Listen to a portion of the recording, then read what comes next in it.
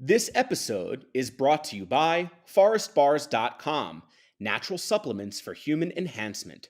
Forest produces full spectrum, bioactive, mushroom infused chocolate with powerful benefits, sustainably sourced and served. Receive 10% off your first order with code 0hour10.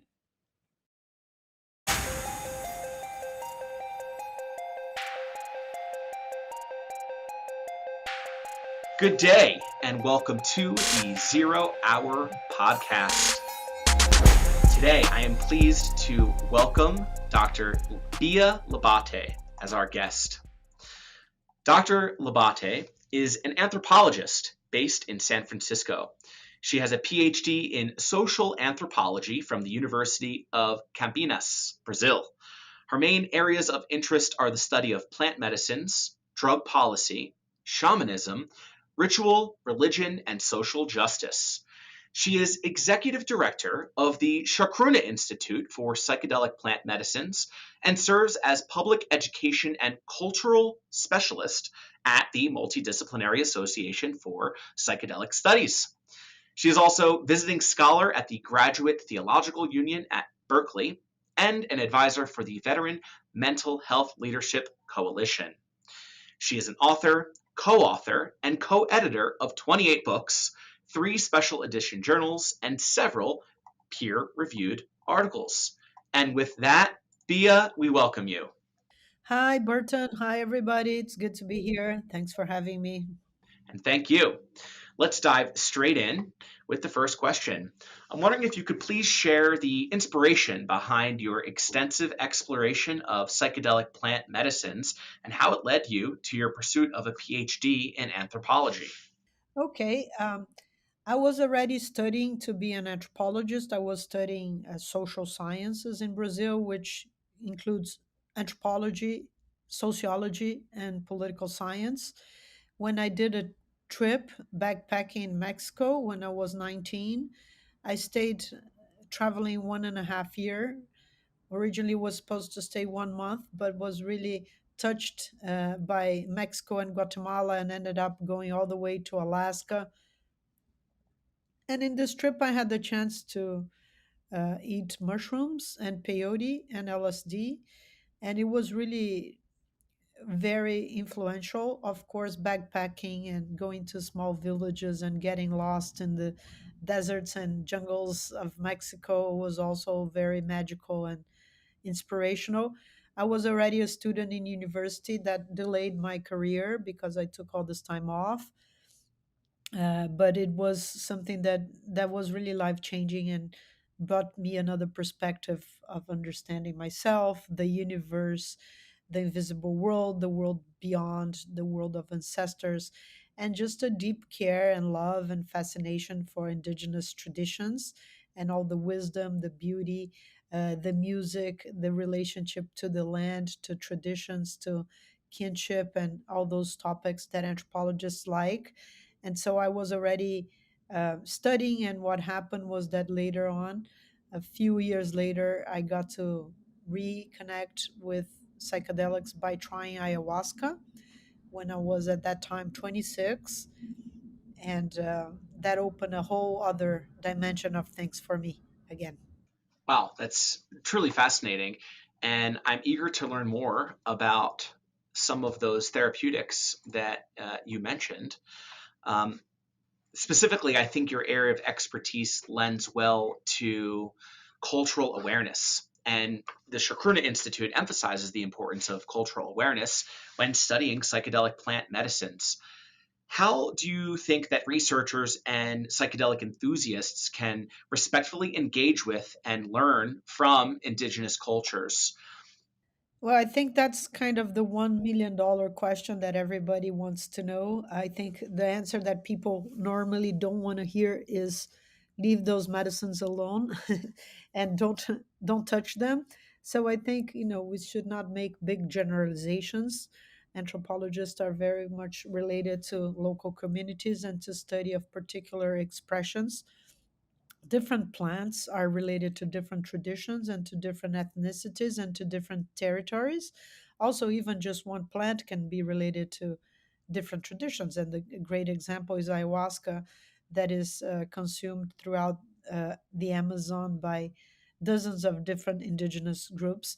So there's not an universal answer on, what is the best way to relate to all of these substances and to all of these traditions.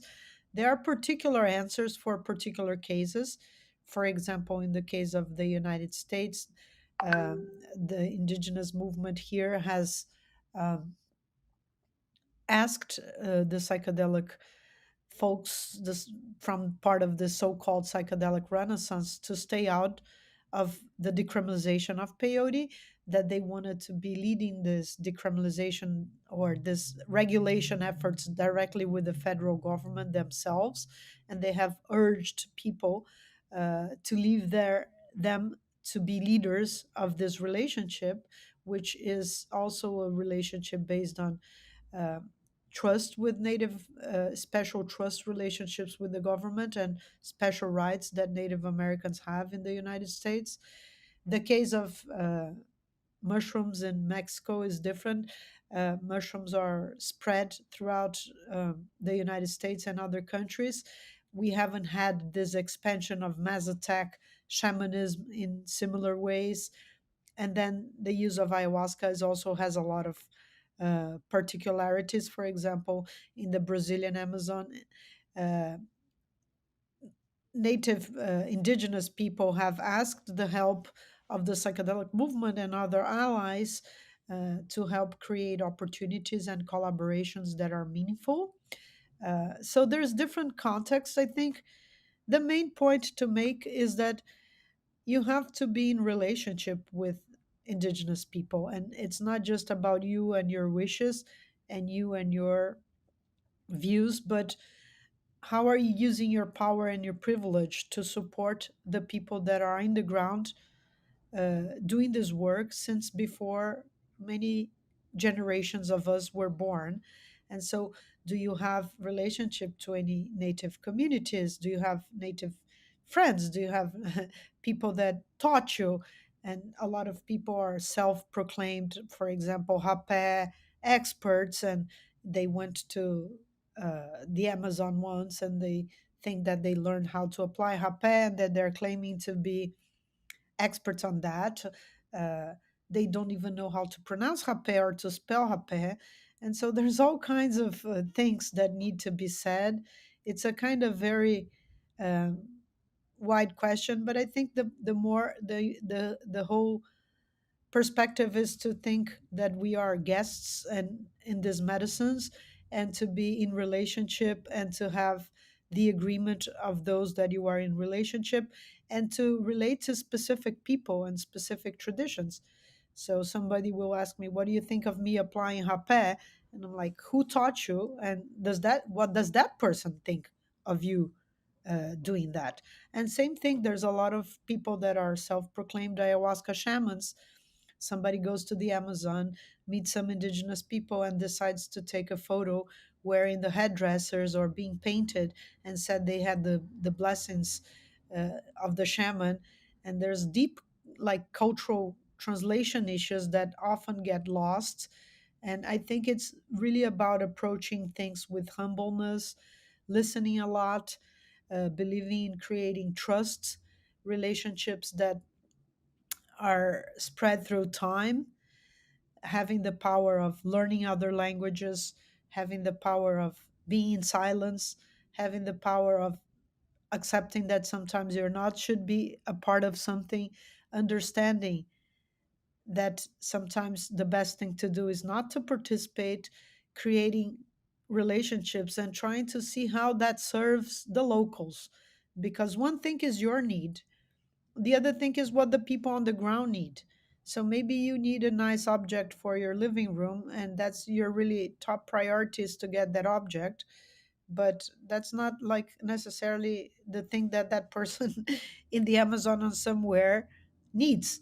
So you should ask people what they need and see how you can um, add and avoid this white savior complex, which is this idea that you have the solutions and you know the answers and that you're going to bring to them, who what reenact a lot of colonization tropes.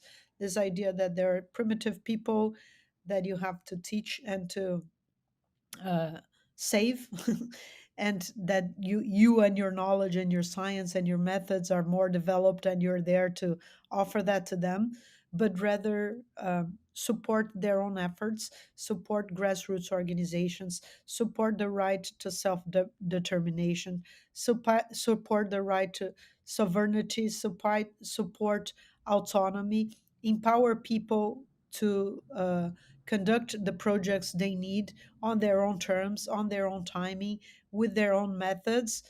And again, not trying to reinvent the wheel, coming top down with, um, magical solutions, or saying, I'm going to do a philanthropic project and I'm also going to be filming people on how they cook the medicine.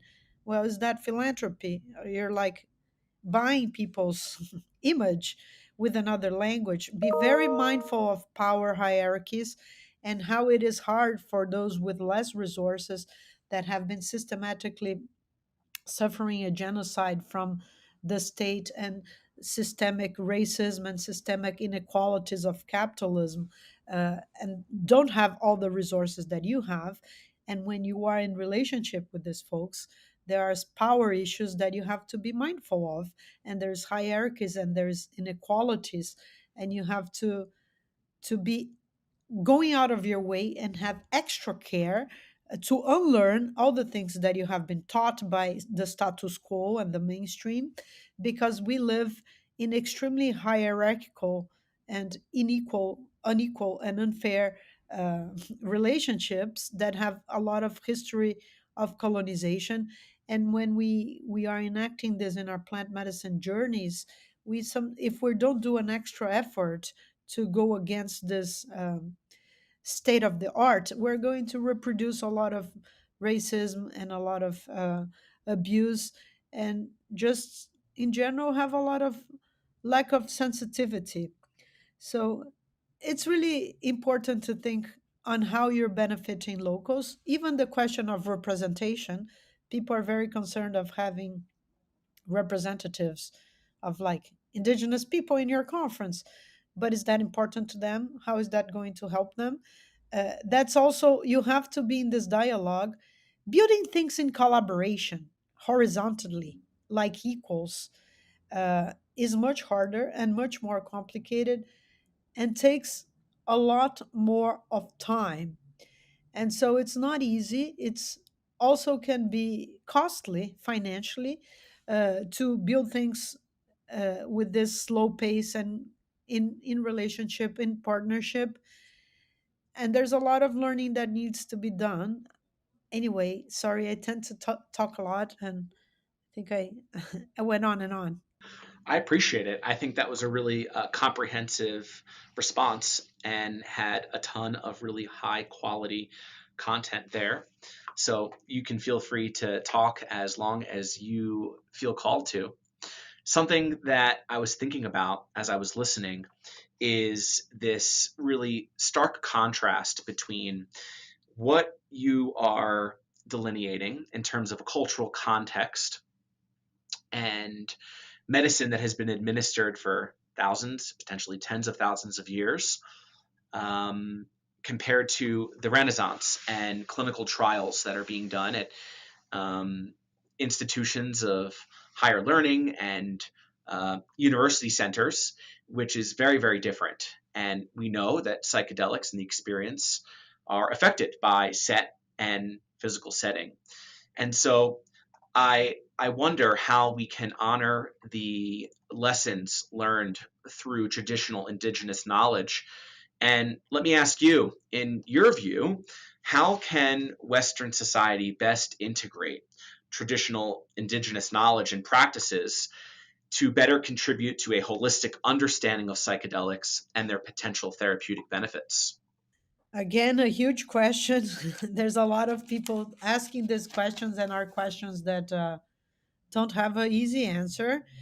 I think I want to add to my previous questions still, that I think one really important thing is to be aware of the struggles that indigenous people face, their political issues, and support these political struggles, such as uh, things like land demarcation and access to water and to natural resources, and all kinds of things that are happening, especially in Latin America, um, in terms of rights being taken away and systemic attempts by the government to dismantle historically important milestones.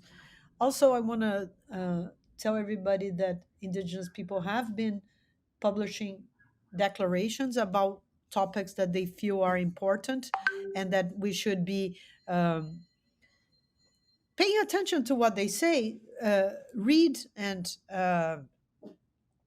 be aware of the comments. I want to say that we have been publishing a lot of this things in Chacruna, so I encourage everybody to go forward and to uh, check those resources out.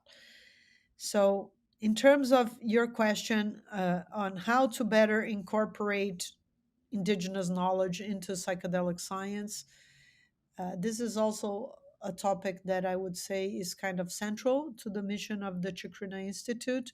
And we have also published a few resources and have a lot of angles on how to address this. I think we need to start by recognizing that there is a continuity between shamanism, the underground, and traditional use of sacred plants by indigenous people that has really influenced. It's not the only source, but certainly influenced the underground of urban contemporary therapeutic circles. A lot of concepts have migrated, and these circles have also influenced the above ground psychedelic assisted therapy universe. So there is this kind of continuity and elements that overlap and intersect between what happens with shamanism and the current ways that we conduct psychedelic therapies and psychedelic trials and psychedelic science research is based and heir in a lot of ways to indigenous elements. So I think it would start by acknowledging this history, which frequently get lost.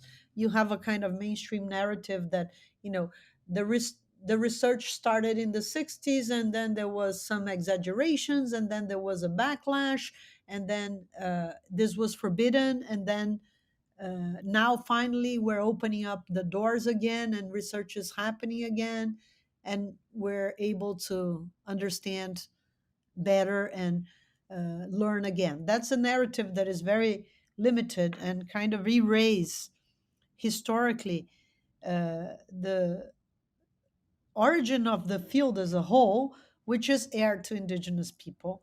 And so this invisibilization of indigenous knowledge and practices is part of the mainstreaming and the of psychedelics and the biomedical reductionism that exists around it. So this is also something important that needs to be acknowledged.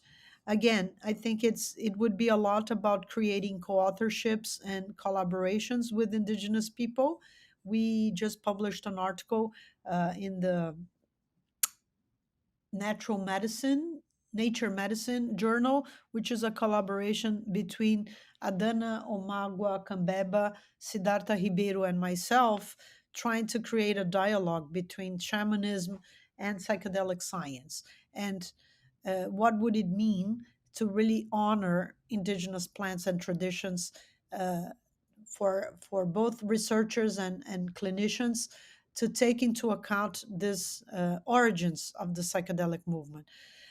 So there's a lot of, again, things that could be said. I think one important point is to take seriously this idea that indigenous people have championed, that these plants are in fact spirits, that they have agency, that they have a kind of subjectivity, they have a kind of intentionality, they have a kind of personality, and you have to be able to relate to these entities, and they are, if you follow certain diets and certain rules, you can then uh, participate and learn from them, and be in communion with them.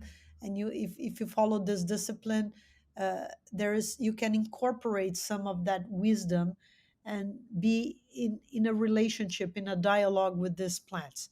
This is a principle that is very influential, that has to do with different perspectives on nature and culture. It's and what is animated and not. That's a long discussion. I'm not going to be going into all of this, but it's something to consider. Another point is to have a wider perspective on the notion of healing.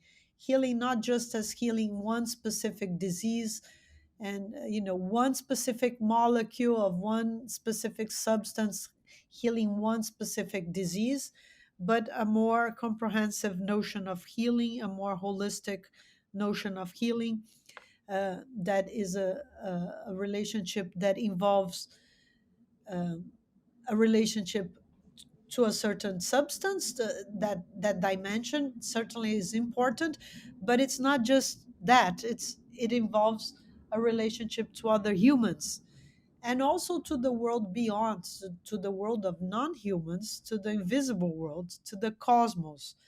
uh, so it's frequently in across the Americans, from an Amerindian perspective, disease is an imbalance on these different levels and these different relationships. And healing would involve a rearranging of these relationships, of these connections. And of course, it also involves a connection to Mother Earth, to the planet.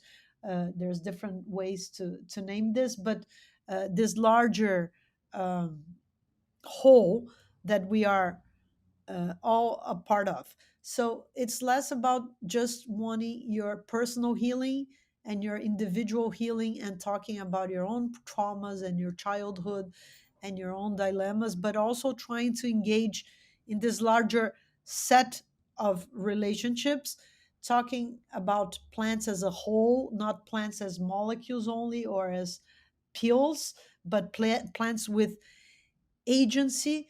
And also, it's not just about imitating, appropriating, reducing indigenous knowledge to a series of techniques uh, uh, that you can mimic, so to speak. For example, I know a lot about ayahuasca compared to others plants, but I also researched other plants. But it's something frequent that shamans will say, just singing is not healing. There's a certain way to heal through singing, that it's just not being a cantador, somebody that sings. And in Chacruna, we also have all this work related to talking about relationship to the land, and to the importance of knowing the cultures that you are visiting, their names, the people that inhabited, what are the traditional names by which they were called, where do you know that if you're going to an ayahuasca retreat in Iquitos, the Shipibo shaman are not from that area. For example, uh, building that relationship to the land and to the people is something that we should also be very mindful of. I also want to mention the topic of talking between the differences between indigenous people and psychedelic therapy, that it's really important that the therapists drink the substances as well, from the perspective of native groups. Even in some contexts, only the shaman will drink and not the patient. So, if you believe that these plants are agents and spirits and they have knowledge, uh, uh, then you should be able to experience that on your own body. And so, cultivating a personal practice and cultivating self knowledge and cultivating uh, an exercise of being humble, which can often happen with these plants, is very important for a psychedelic therapist. I would say that is a teaching that indigenous people have for psychedelic therapists. I think the also another thing that comes to mind is the importance of group therapy and group sessions that's also very a wisdom that you can bring from communal plant-based rituals. I think another element that comes to mind a lot is the idea, is the role of humor and the importance to keep humor, and humor can be a way of healing and of creating relationships. After all, you only make fun of the things that you care about and the things that you are in relationship with. And so I think having also being in a way less serious and self-important and more open to fun, learning through tales, learning through stories, learning through personal experiences, learning through mistakes.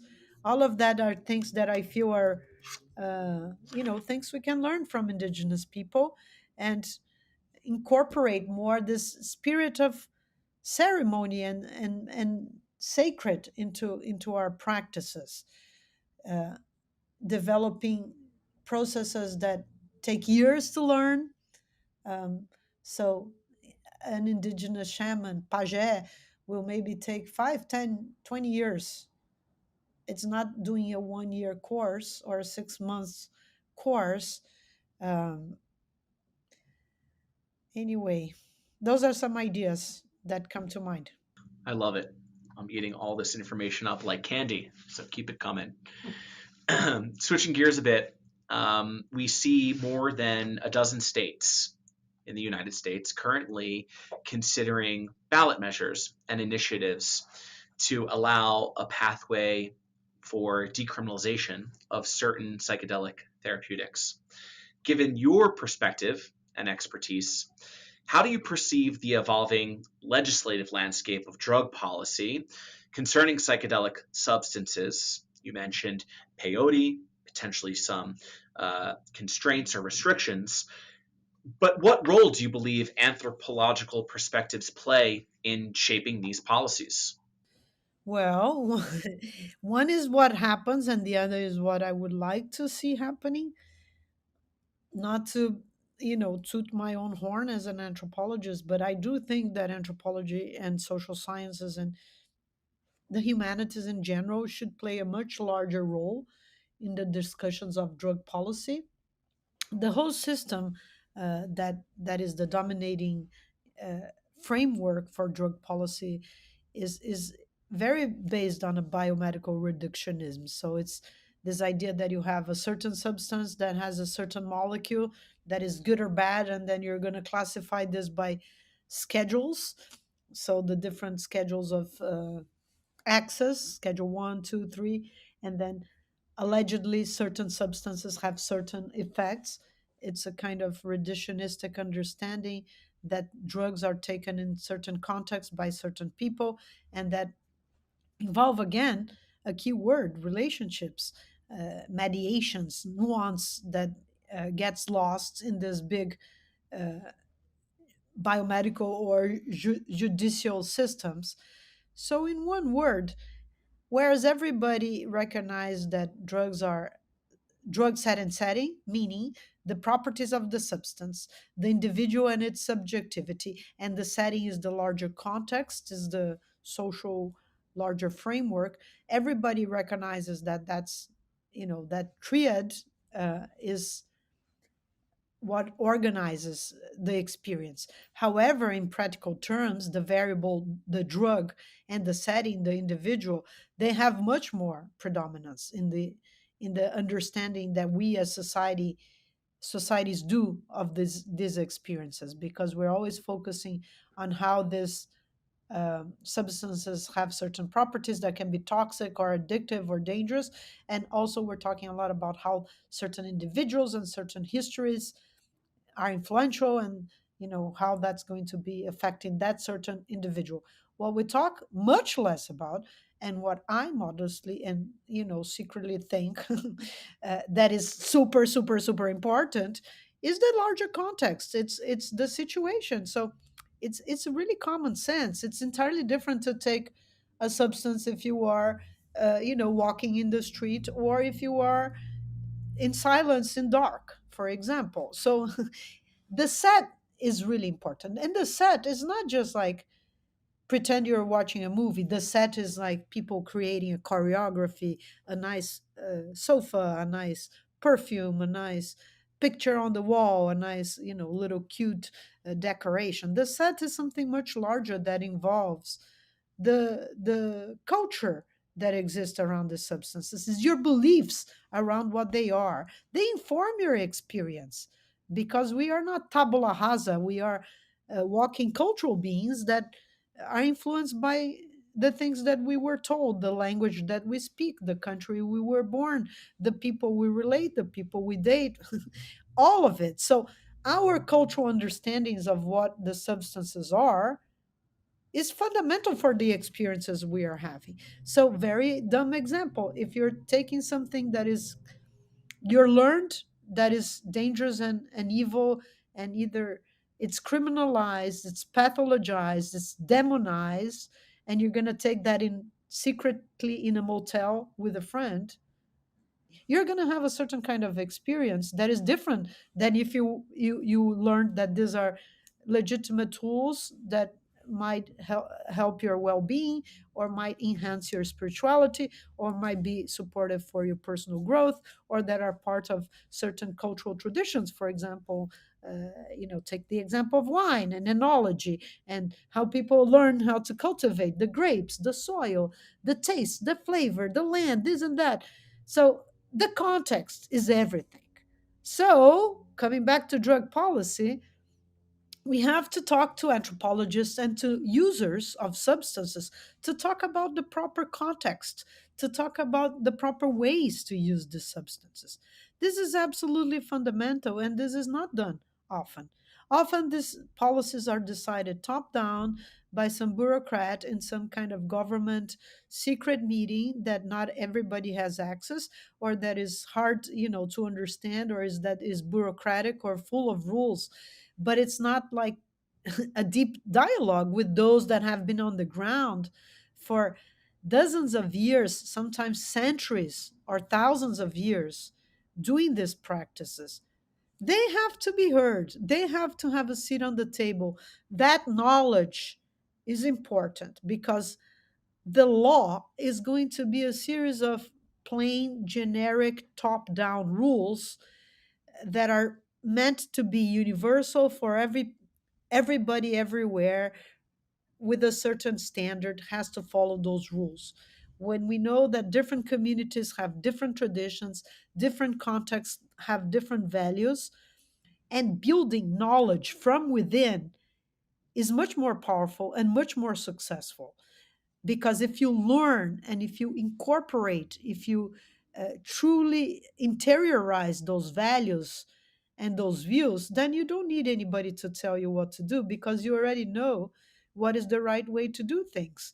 And this is very much the case of these cultures, which you have certain standards that is the etiquette, the protocol, the values, the norms, the social and cultural informal controls, the tales, the stories, the conversations that inform good behavior, what is best practice. So, those kinds of cultural knowledge, cultural controls, they are fundamental for the well use of substances. And all contexts have them. And they are beautiful, and they are dynamic, and they are always evolving, and they are always improving, they're always in dialogue. So I envision uh, the spread of these decriminalization initiatives with a wide holistic working group, consultation, collective process, where the knowledge of the people in the ground, the people that are using the substances, is incorporated, is heard, is valued, together with scientific research, together with consultation to different minorities, and to with some leadership of social sciences. And that is the work also we try to do in Chacruna towards the harm reduction of the globalization of the substances, creating a bunch of resources that would help inform better ways for this expansion to happen. Well said. Thank you for that. I do want to pick your brain a bit and get your thoughts on a debate that's occurring right now as the space evolves, as researchers look at small molecules and some labs that are even considering removing the trip of psychedelics.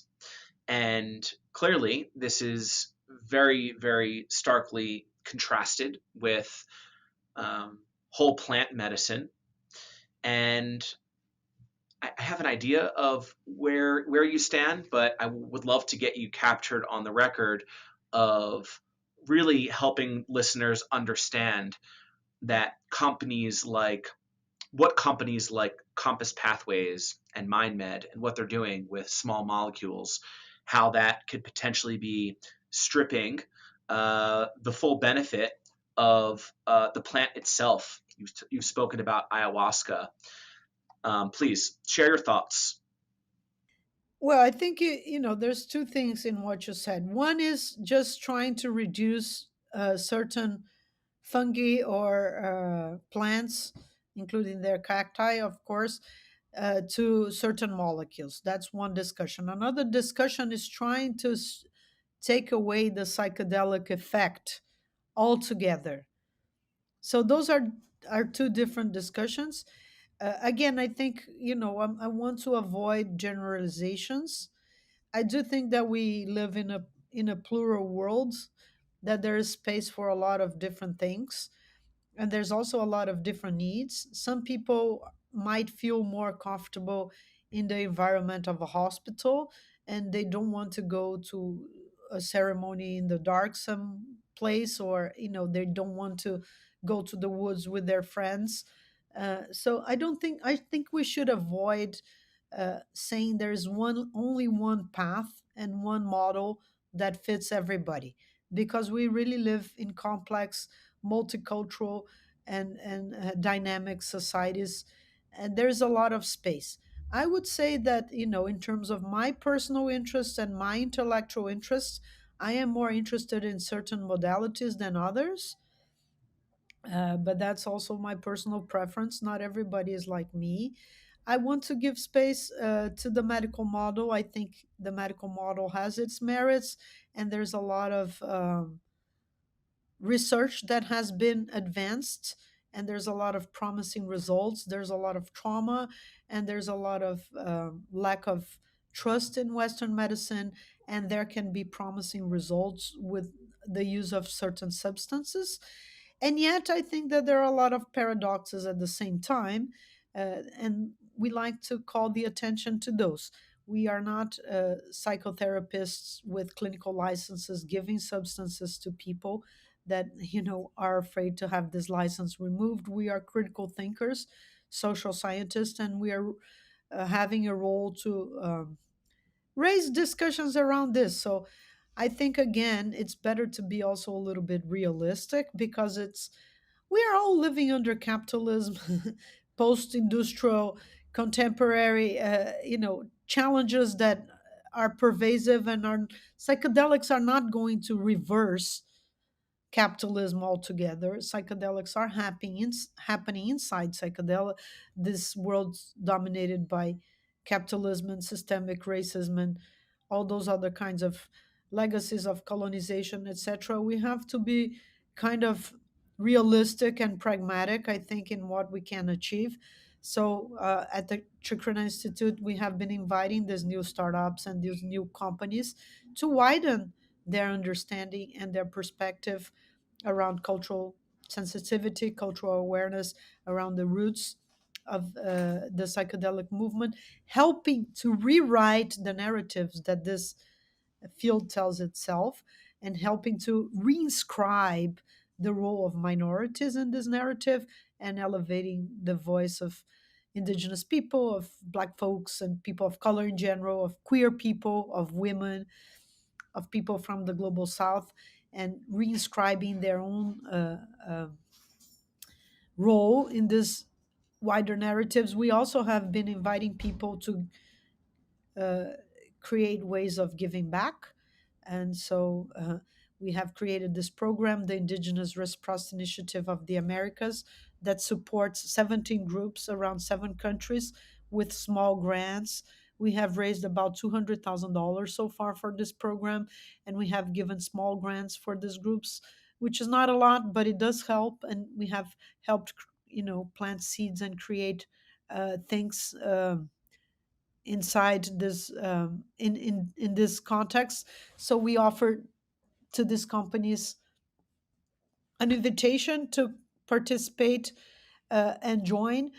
And we also have been suggesting that people create businesses that incorporate in BEB, more a psychedelic ethos. What would that look like to have a company that works with psychedelics but has psychedelic values? So, are you offering psychedelics to your team and your staff as a part of their job? I think that would be important. Optionally, of course, because it's not for everybody. But are you trying to be creative? Are you trying to create networks that are horizontal and collaborative inside your company, or is it a big company with a huge hierarchy with, five VPs that make three times the rest of the team?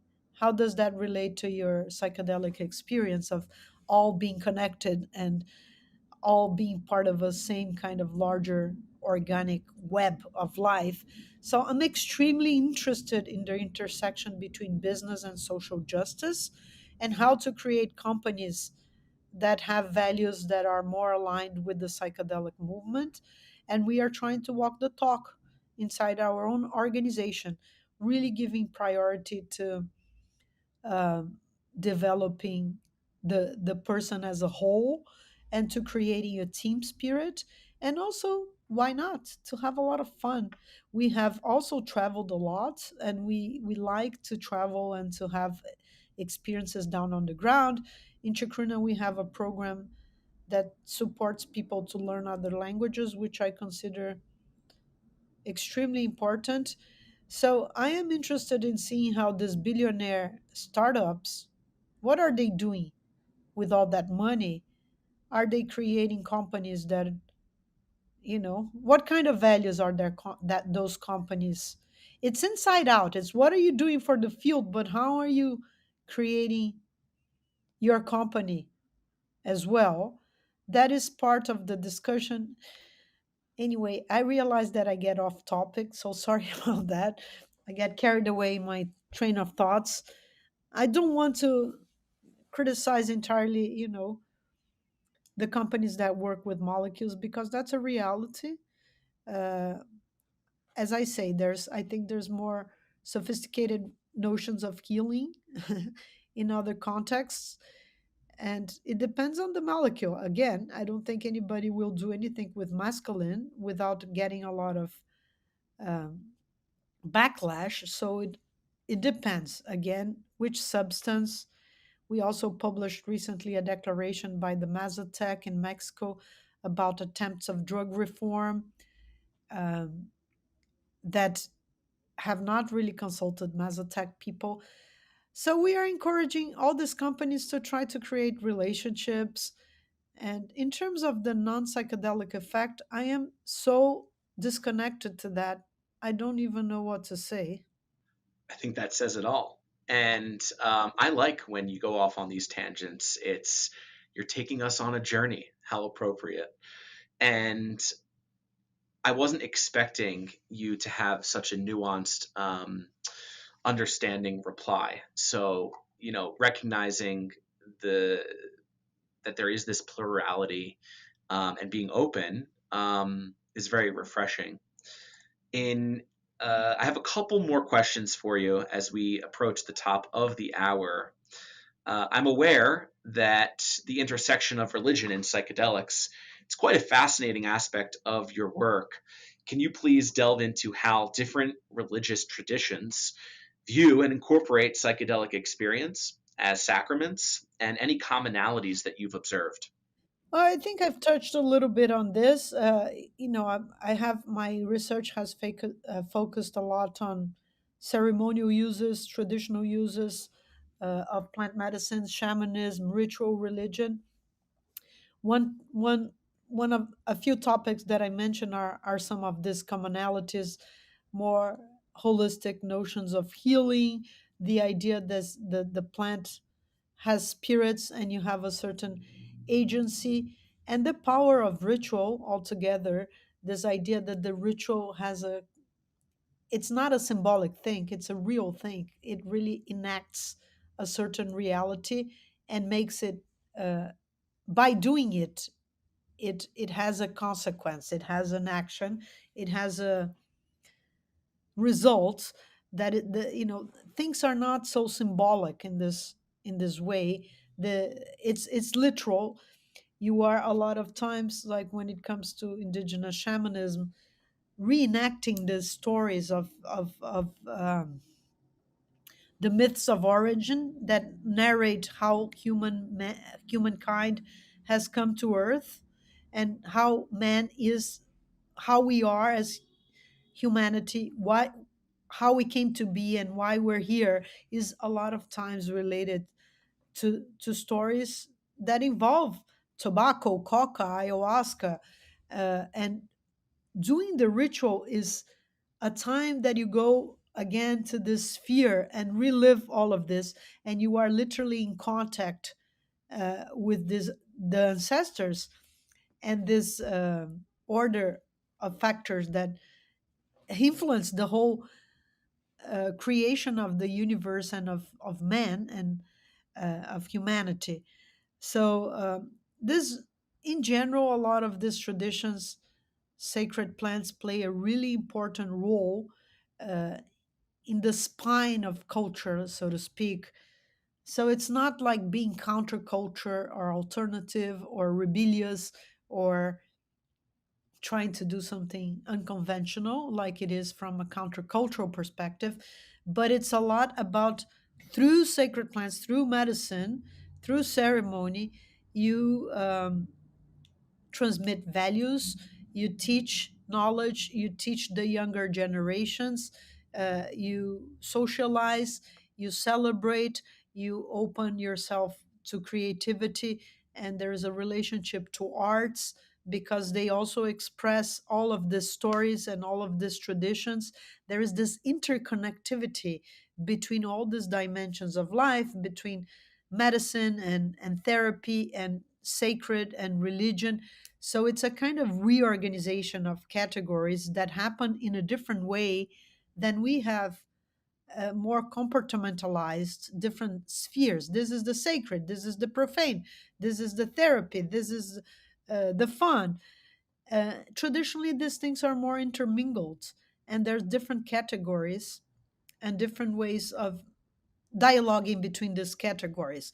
And so this is really what is fascinating. If you really delve into indigenous shamanism with plant medicines, you start to learn complete other relationships about things. And so I was just actually coming back from a retreat in Brazil where we had an elder teaching us a lot of those things.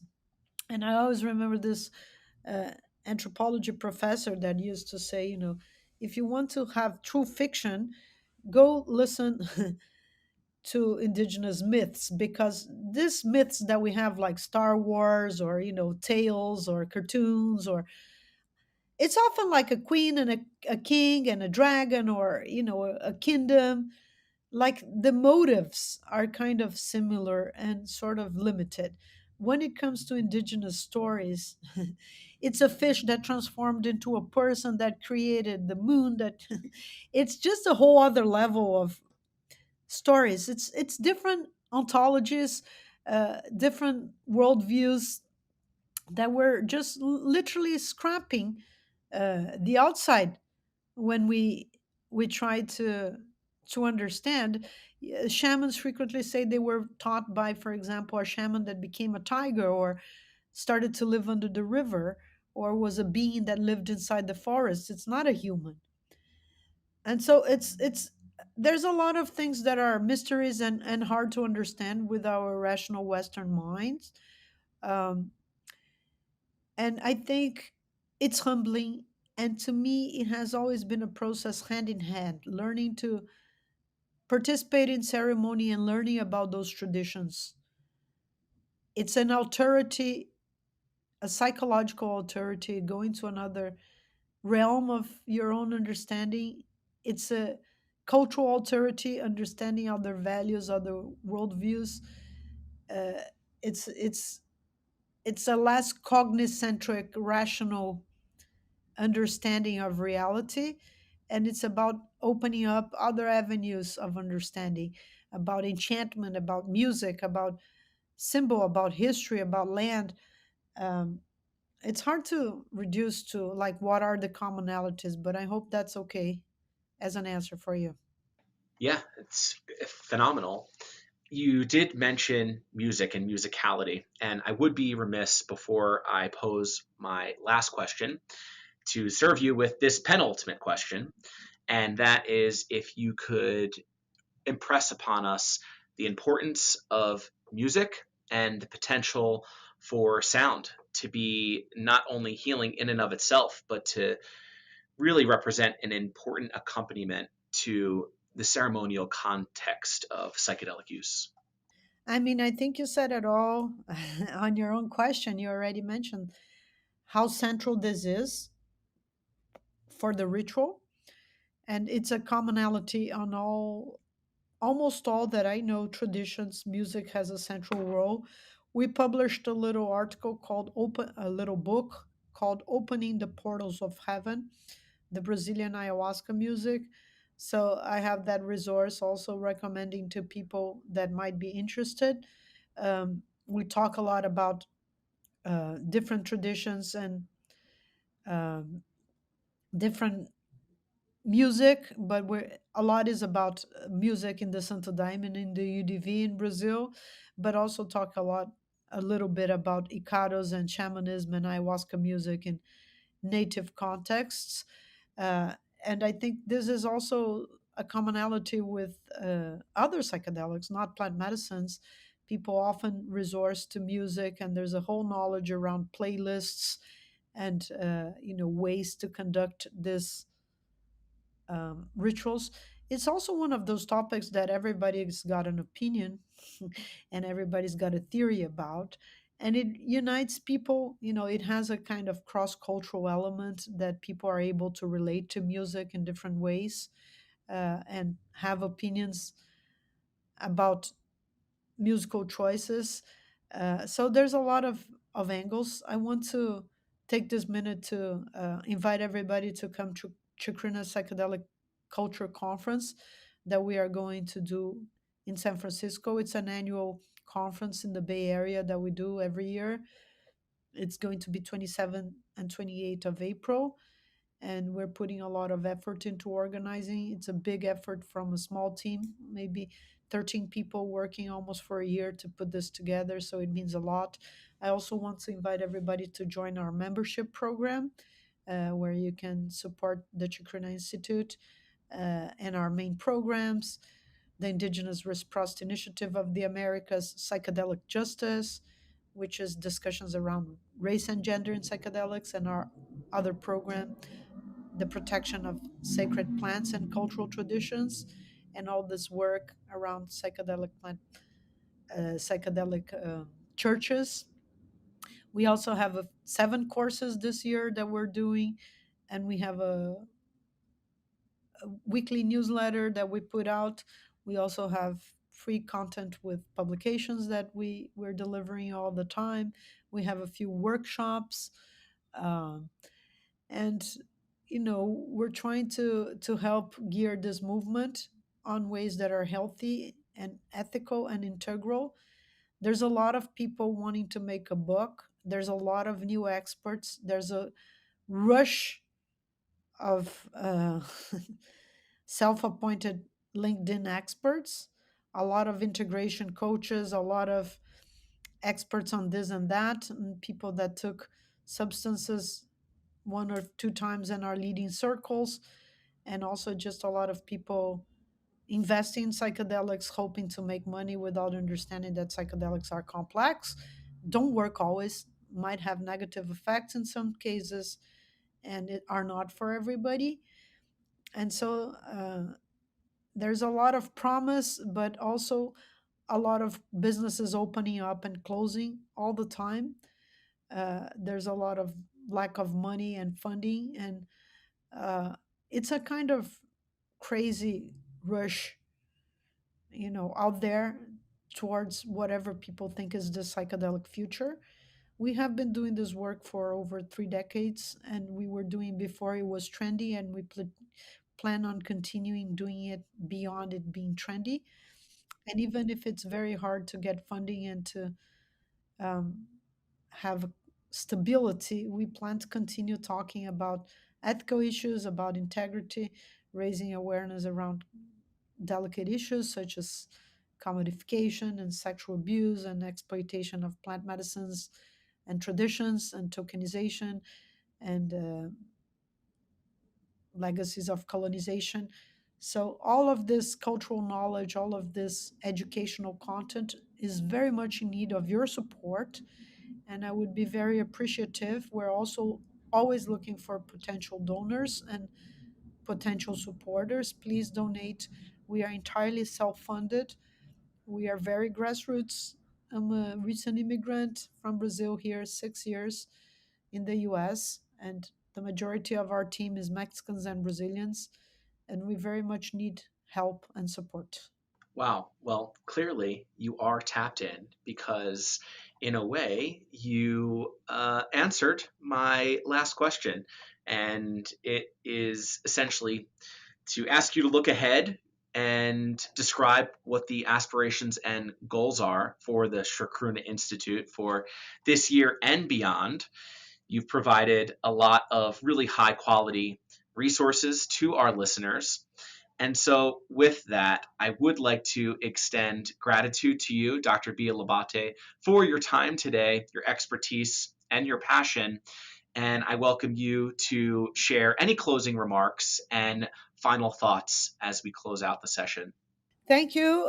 I guess it's lunchtime, so I kind of was wrapping up, but it's great to talk to you. And yeah, I just want to encourage. I think there's a lot of opportunity in this field. It's much easier to get into the field of psychedelics now than it was when I started, when I was in the early '90s. Um, it was a total different scenario. So I think you guys got it easy now, especially the new young Gen Z and millennials compared to us. And of course, there's a whole generation above of me that was even harder. Um, so I think it's to not take for granted the privilege that we are in living much more liberal times and much more awareness than we had before. We have decriminalization, we have advanced of clinical trials, especially MDMA and psilocybin, and there's a lot of promise, there's a lot of horizons. So it's a good time to join this movement. We need a lot of help. We need new blood. We need new people. We need all the help we can get, and I think it's an honor to be able to join this movement. I don't like to think of a psychedelic industry, but of a psychedelic movement, and we are really in need of good people and people that are also grounded. There's a lot of enthusiasm. Sometimes people get carried away and think they're going to abandon everything because they have an ayahuasca vision telling them to grow potatoes or whatever. We need people that are grounded and are committed to creating this movement in sustainable ways. So we also need professionals and not just people that want to love the plants, but people with specific expertise and ways to contribute is very important and very needed. And again, we also need a lot of financial support, and it's important for people to step up, especially those in positions of more power and privilege, to really support the people that are already in the ground doing the work and try to meet them where they're at and not try to reinvent the wheel or create new projects that are just um, you know their own views, trying to start from zero and reinvent the wheel all the time is not what we need. And I think we need a lot of courageous people that want to make sacrifices, and people that want to take risks, because it's still, there is some taboo, there is stigma, there is lack of understanding, there's a lot of barriers, there's a lot of, the fact that psychedelics continue to be illegal federally, even if in states like Oregon or Colorado you have certain rights, creates a huge paradoxes. For example, I want to protest here the platform, the bank Wise, who closed Chacruna's account 2 times because they said that we promote the therapeutic potentials of psychedelics and the legalization of cannabis, which is true. And proud of that. After we combated them, we appealed. They opened it up, then we appealed it, then they closed it again. We've appealed it again, and they closed it again. Years later, I wanted to open a personal bank account of mine with them, and they rejected me, which I consider real absurd. So there's still a lot of paradoxes and injustice things, unfair things, because it's still a very new era. A lot of problems relating to banking, insurance, taxes, and things like that. So there's a lot of holes. There's a lot of work that needs to be done. But I encourage everybody to join Chacruna's mission on indigenous reciprocity, psychedelic justice, and protection of sacred plants and cultural traditions, and be a part of this movement. Sending everybody much love and big hug. Excellent. Much love and big hugs back to you. If you want to learn more, you can check out the website at chacruna.net. Dr. Labate, it's been an absolute pleasure. I'm hopeful that one day our paths cross in real life. And until then, wishing you all the best. Keep up the great work, and thank you again. Thank you so much.